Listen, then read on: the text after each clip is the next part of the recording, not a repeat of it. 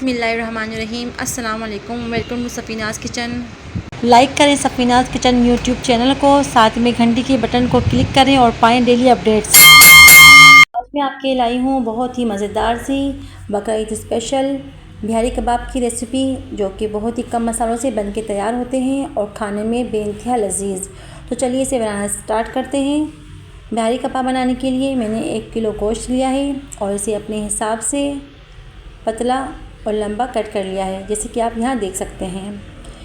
अब इसमें स्पाइसेस शामिल करेंगे, जिसके लिए मैंने लिया है 2 टेबलस्पून कचरी पाउडर, 1 टेबलस्पून ज़ीरा भुना हुआ कुटा हुआ, 2 टेबलस्पून पिसी मिर्च, 1 टेबलस्पून नमक, 1 टेबलस्पून गरम मसाला पाउडर। हम ये तमाम स्पाइसेस गोश्त में शामिल कर देंगे। साथ ही 2 टेबलस्पून लहसुन अदरक का पेस्ट शामिल करेंगे और 4 टेबलस्पून सरसों ऑयल शामिल करने के बाद इन तमाम मसालों को अच्छी तरह से हाथ से मिक्स करेंगे, जैसे कि आप यहाँ देख सकते हैं।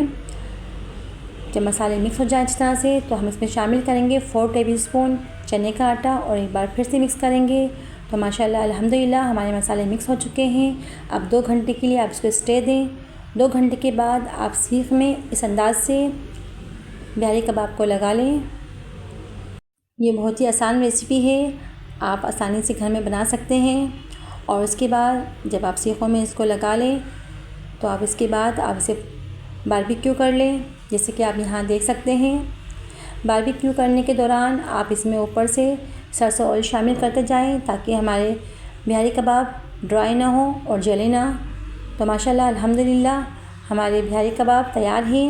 आप इसे चपाती के साथ, पराठे के साथ और किसी भी तरह के सॉस के साथ सर्व कर सकते हैं। मैंने यहाँ पर ग्रीन चटनी बनाई है और पराठे बनाए हैं।